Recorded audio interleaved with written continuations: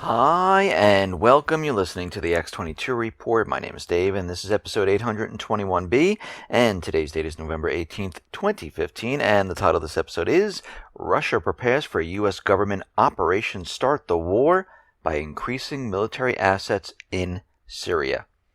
Now, before I get started, I just want to make an announcement. Tomorrow, Thursday, I'll be uploading an interview with Stephen Lenman. We had him on the X22 Report Spotlight once before. We talk about Paris, we talk about Syria, we talk about Russia, and where we are headed. If you are on the X22 Report email alert system, I will email you.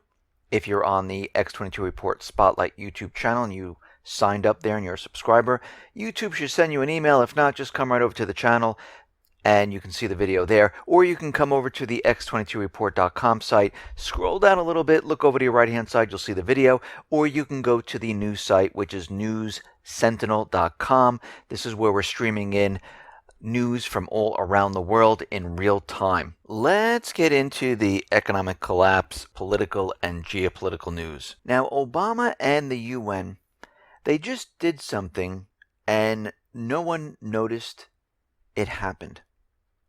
The world leaders and the United States have passed another biodiversity plan. This new program is called Agenda 2030. We heard of Agenda 21. This is Agenda 21 on steroids. And again, this is for sustainable development. And it was passed this fall by the United Nations with barely a mention on any of the corporate media, which of course they're not going to mention any of this. Now, the Heartland Institute think tank calls it a rebooting of Agenda 21, and it has the full support of the Obama administration. Now, Agenda 2030 has about 17 different goals, some of which may seem innocent on the surface, but when you look at these, they will definitely erode liberty. They will destroy our way of life. For example, the first goal, it sounds nice. It's to end poverty everywhere. The only answer the plan offers for eliminating poverty is redistribution of wealth. The document calls for equal rights to economic resources. That means government is claiming an absolute power to take away anything that belongs to you and give it to whoever it deems more deserving. This sounds familiar. Sounds like communism, actually. Another goal is to make cities and human settlements safe, resilient, and sustainable. They call it smart growth. And it's going to be a utopia for families and neighbors. Well, basically what they're doing, there'll be no more private property rights. There'll be no more single-family homes. Basically, they will stack and pack you in these high-rises. They will tax you, regulate you, and they will have a monopoly on the rents so they can raise you all at the same time, just like Obamacare, just like auto insurance, just like everything where there is no competition whatsoever. And they will keep everyone in a centralized location to keep control of the people. And this is the name of the game. It's controlling people. They control the creation of money. They control the corporate media. They're trying to get control of the internet, the flow of information. The next thing is control the people, where they live, where they work, what they do. And this is the name of the game. Now we see a new bill was submitted, which would extend the NSA's ability to collect Americans' phone metadata by more than a year. Tom Cotton insisted that, yes, we need this bill because of what happened in Paris. He introduced the new bill, and the title is Liberty Through Strength Act. And like I say, every single time, every time they come out with the title, it is always the opposite. So this bill proposes extending the transition timeline in the USA Freedom Act until after January 31st of 2017. This will allow the NSA to continue to spy on everyone. It doesn't really matter. What they're really saying is, with the USA Freedom Act, they didn't have everything in place to spy on you through the corporations. They have everything in place to spy on everyone through the NSA. And actually, they have never stopped spying on everyone using the NSA technique. So basically what we're seeing right now is they're trying to extend this. They realize the economy is completely collapsing. They realize they need to keep tabs on every single person. They want to know where your money is for taxes. They want to know exactly who you're talking to, who's a threat, correlate this in their database. And this is what they've been doing, because all of this does not stop terrorism whatsoever. And they are pushing this really hard. If you notice, everyone is using this false flag event for their own personal agenda. The FCC chairman, Tom Wheeler, said to Congress that because of the Paris attacks, we're going to need sweeping wiretapping laws, and they need to be expanded. So basically, they're going all out and using this to spy on everyone. They're also saying that the Islamic State used encryption, and they have help desks to help people write their emails or their code or whatever they have in encryption so they can't be detected. Actually, they're saying they're using this open source called Telegram, which is telegram.org. Now, if everything is encrypted, how do they know this? They would have no clue whatsoever. They would not know a single thing. And they're trying to convince everyone to give up their privacy, their Fourth Amendment right, for a little bit of security and safety, which we know they're not going to provide whatsoever. Because, as we've shown, all this spying has never stopped one single terrorist attack. And we know all these terrorist attacks are an inside job. That's why they're never going to stop anything. But of course, what they're saying is because of Edward Snowden, the Islamic State knows to encrypt. Well, did you really need Edward Snowden for that? Did you really need Edward Snowden to figure out that if you are truly and you believe the story of the governments, you shouldn't be using the internet to communicate? And if you were going to use the internet, you would have to write your own encryption? I mean, I don't think we needed Edward Snowden to tell the world this and for the terrorist group to figure this out if you believe the official story, which I completely don't. And this is why we should never, ever give up our privacy. Our founding fathers even said this. Those who give up their privacy for a little bit of safety and security deserve neither. And it's true. And this is why you need to use things like startpage.com, which will hide your searches, which they can't collect. It will hide your location of where you're doing this. You can use telegram.com. This is an open source encryption messaging transfer system. You can write your own encryption, which is the best way. You can use products like blockitpocket.com. This will shield your credit cards, your license. Once you get that new Real ID with the RFID chip in it, you can slide your phone into it. The fabric is intertwined with silver and copper, and it blocks the signal for all your electronic devices. So it makes it harder for them to track you. So there are many different ways that you can do this, and you can stop and keep yourself private. I mean, you wouldn't give the keys to your home to the government. You wouldn't give the keys to your home to any of the government agencies. You wouldn't give them your bank account. You wouldn't give them the combination to your safe. Why give them your other personal private information? You don't have to. Now, after the Paris attack, and after every single one of these false flag events, it seems like each government pushes their agenda extremely hard by enacting more laws which take the rights away from the people, by pushing the agenda of fear-mongering.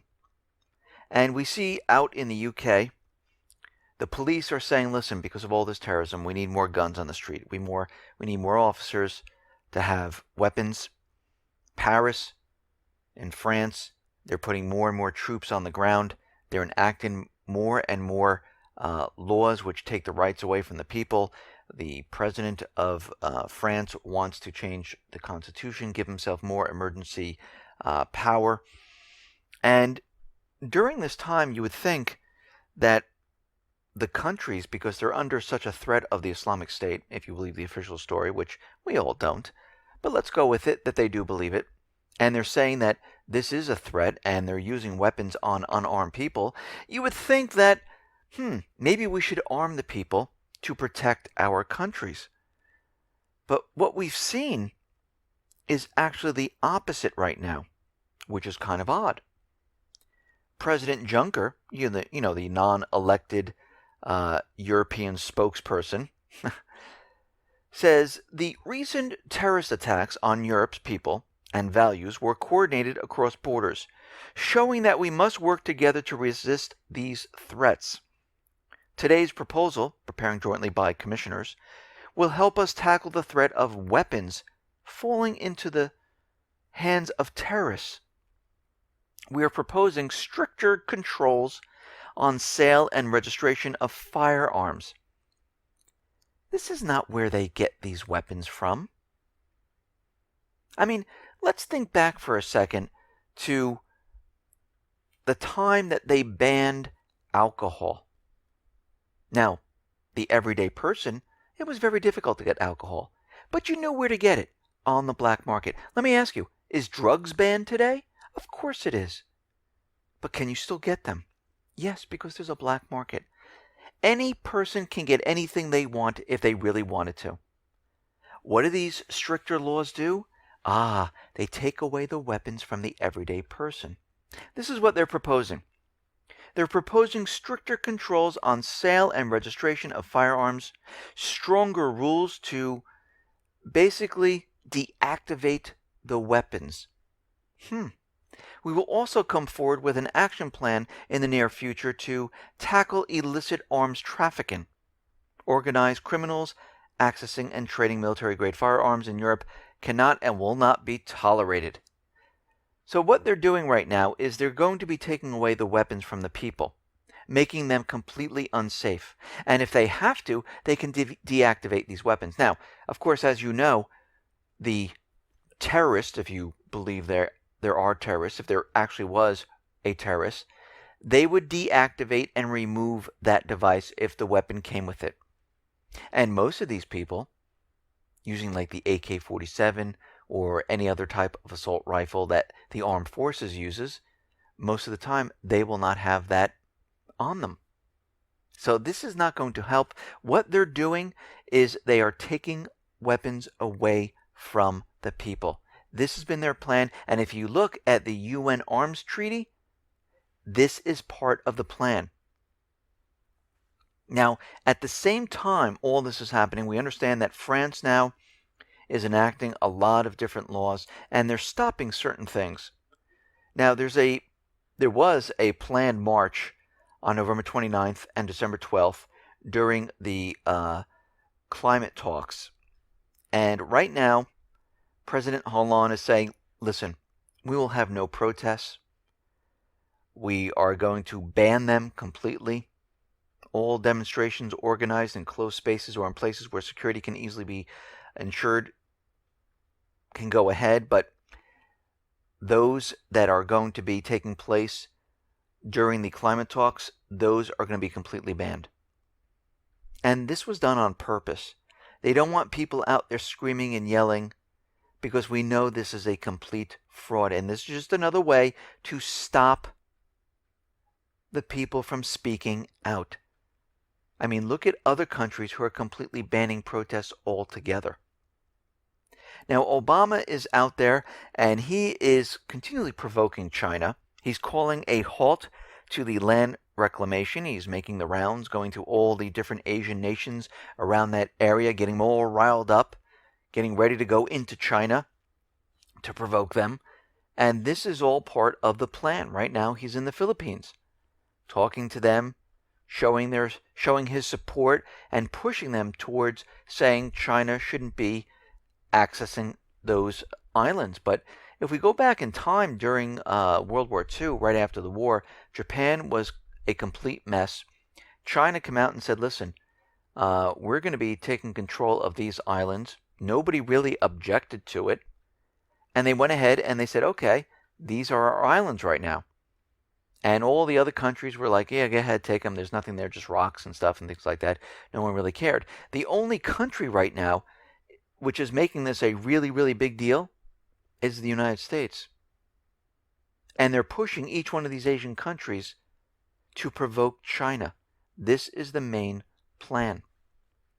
Now, NATO right now is conducting its first ever test deployment of their Rapid Reaction Corps to control large formations within a challenging security crisis. Basically, it's a large-scale command exercise that they're using right now, very close to the Russian border. And basically, this is to provoke Russia once again. And you have to remember, they're doing a lot of drills. They have been increasing dramatically over the last year or so because they are trying to put pressure on Russia. Now, Israel decided to go in and use their aircraft to hit Gaza. Of course, there was a bottle rocket that was fired, and it, hit a fence border. No one was hurt. And we've seen Israel do this quite often, where they'll send someone in there, fire off this ridiculous rocket that will go into the desert, hurt no one, and then they'll come in with their aircraft and bomb the entire area. And this is, again, another false flag event type of operation. Now, in Italy, Defense Minister Roberta Pinotti ruled yesterday that her country will not participate in Syria against the Islamic State. But they will continually to participate in Iraq, and they are reinforcing their forces in Iraq to help remove the terrorist threat. Russia right now has stepped up all types of intelligence gathering in the Middle East. They're gathering a lot more satellite reconnaissance, intelligence gathering through communication, trying to find out where all these terrorists are. And the Syrian army right now is advancing near Palmyra, and they're making huge gains right now. According to the source, militants have attempted to counterattack the Syrian army positions, but guess what? The Syrian army, with the help of Russia, completely pushed them back, and they are liberating a lot of the villages around the area. Right now, the Islamic State, the proxy army for the United States government central bankers, they are fleeing Palmyra, and right now, the pro-government forces broke through the proxy army for the United States. They broke through the lines, and this is huge because what is happening right now is that Assad, along with Russia, have been pushing the proxy army for the United States further and further east away from Damascus, getting key areas like Aleppo. And now Russia has just stepped up what they're doing in Syria. I mean, Putin came out and said, listen, we've seen the convoys of oil tankers. We know where they are. Why hasn't the United States bombed them? Now, of course, the New York Times came out and said, listen, yes, the United States and the coalition forces have been bombing them. But, of course, they didn't show us any satellite information about this because this would be something good to show everyone that they were actually doing it. But they didn't come out with that whatsoever. And they then went ahead and they blamed Assad for pretty much everything. So Russia said, you know something, forget this. We're going in and we're going to bomb the complete convoy. They went in and they destroyed 500 fuel tankers, which was transporting illegal oil from Syria to Iraq for processing. And they just took it all out in one fell swoop. No big deal. I mean, Russia right now is flying in their heavy bombers into Syria. They're bringing in more military assets because they know what is happening at this time. They know the U.S. is preparing for an offensive. Now, yesterday, John Kerry said they're going to be closing off the borders between Syria and Turkey. And, of course, when you hear this in the corporate media, it sounds fantastic. But what Turkey and the U.S. are doing right now is they're following the same playbook they've always been following. They're going to set up a safe zone. And this is what they're doing. They're doing this to keep the Islamic State safe. They're going to make it where they have this area where the Islamic State can go in and out safely. That's what they're trying to do at this point. They're going to protect their assets. So basically what is happening right now, the ISIL free zone is nothing more than a hedge of protection set up over the terrorists, with the United States and Turkey once again acting as the air force for them. This zone, now under the protection of the NATO forces, will then be used as a forward operating base for terrorism deeper inside the country as Turkey unilaterally bombs the Kurds away from the territory they currently hold. And this is exactly what they're trying to do. And they've been trying to do this, and they've been following the same exact plan book. Right now, the Pentagon has no plans to begin coordinating any type of Islamic State operations with Russia. They have no plans whatsoever. They're not joining in on this. And we see right now that Russia, even though John Kerry is out there saying that, yes, in 6 months, a couple weeks to 6 months now, we will see a transition.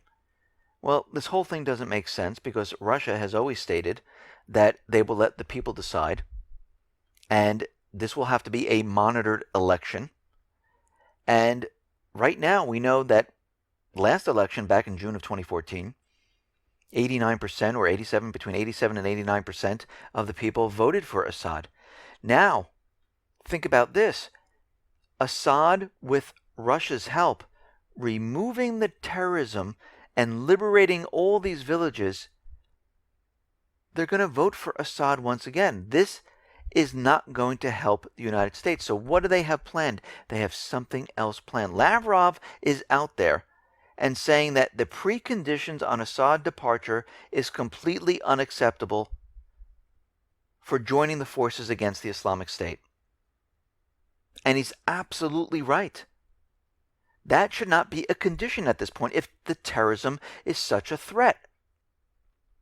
But Obama's out there saying that, no, Putin needs to shift his focus.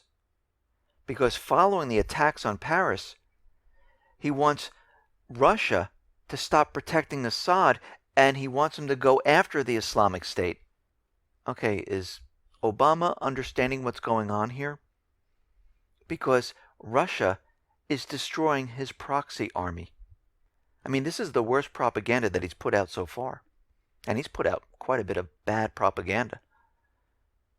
So what we're seeing right now is that John Kerry, Obama, the administration, is trying to push propaganda that Assad is leaving. They're trying to push the propaganda that they're closing the borders to terrorism. But they're actually doing the opposite. That's what's happening here. And for all those people who are saying, oh, maybe we should have the refugees come in here, you have to remember, Obama and the administration wants to bring the refugees in without vetting them, because the vetting process takes a long time. Vetting takes between 18 and 24 months to clear a refugee. And this is going through all the U.S. intelligence community, other agencies, as well as biometrics. Remember, when people came to this country, when we said, give us your poor, give us your hungry, they went through checks. They made sure people weren't sick.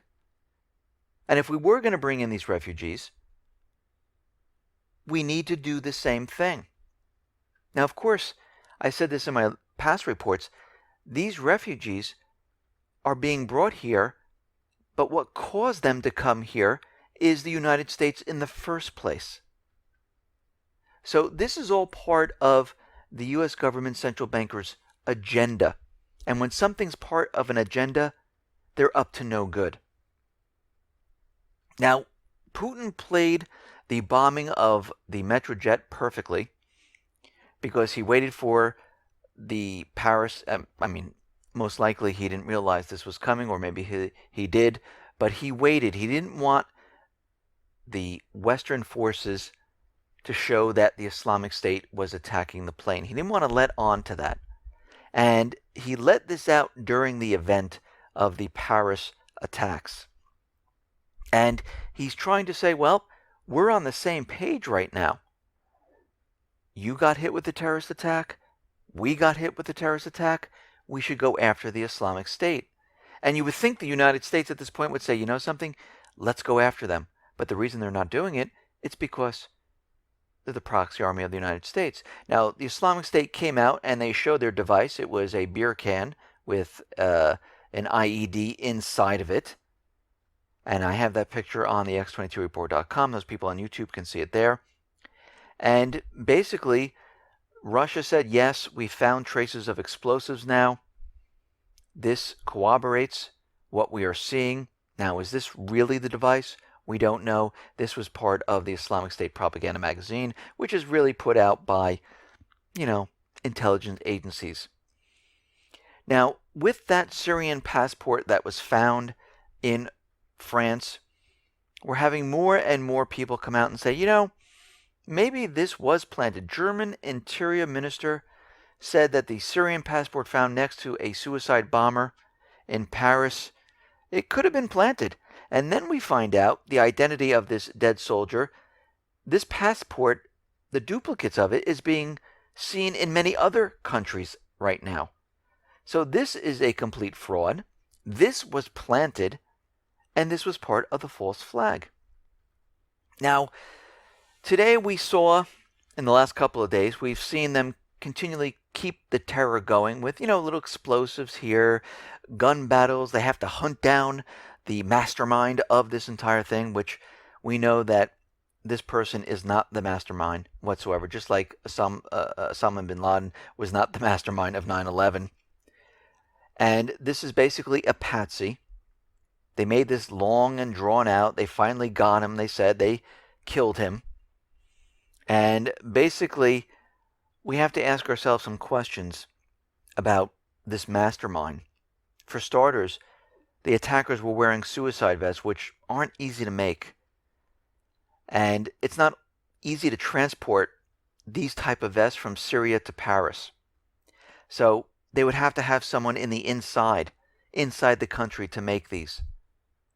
And basically, for this type of vest, actually, if you saw the pictures, it looked fake, but if you believe the official story, it would have to be a state actor that really provided this to sneak all this around. Also, witnesses that were viewing the attacks described the shooters as white and clean-shaven and looked military. So this goes against everything that they're reporting right now. And we understand that they're keeping the fear continually going. The FBI right now is saying that they're not ready for an attack this holiday season, if there is one. And, there's certain things that are coming up, like the Macy's Thanksgiving Parade. There's Christmas during the holidays, Thanksgiving, and these are all different targets. Will this happen? We don't know at this point, but we do need to be prepared because we know everything is being prepped. At the same time all this is going on, we have the Grid X3 drills, which are happening today and tomorrow.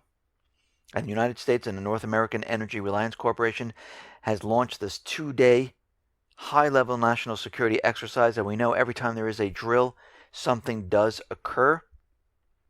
And this is testing cyber attack scenarios on the power grid. It's a multi-level exercise, and it's an opportunity for utilities to demonstrate how they would respond to a simulated, coordinated cyber physical security threats and incidences. And the training right now and the players involved, they're going to be hit with fake news broadcasts. They're not going to know if this is real or a drill. They're going to have crisis actors, and they're going to be put into this crisis to make it as real as possible. And we know that false flags usually occur when there is a drill going on. And this is just something to keep in mind. But we know, coming down the line here, that as the economy continually implodes, as the central bankers, the U.S. government, run out of time, and when I say they run out of time, they don't want to be blamed for this collapse. We already have talks of the Islamic State preparing a cyber attack in the UK, and we know eventually this next attack is going to be the big one. Now, we might see a small one right before this to get more of the European nations involved in the war in Syria. But eventually, when all this fails to work, this is when we will get hit with the big attack. And I've discussed this many, many times before. And we are now heading down and getting closer and closer to D-Day, where this is going to be multiple physical attacks around the country in many of the cities. We're going to see cyber attacks to freeze up the financial institutions.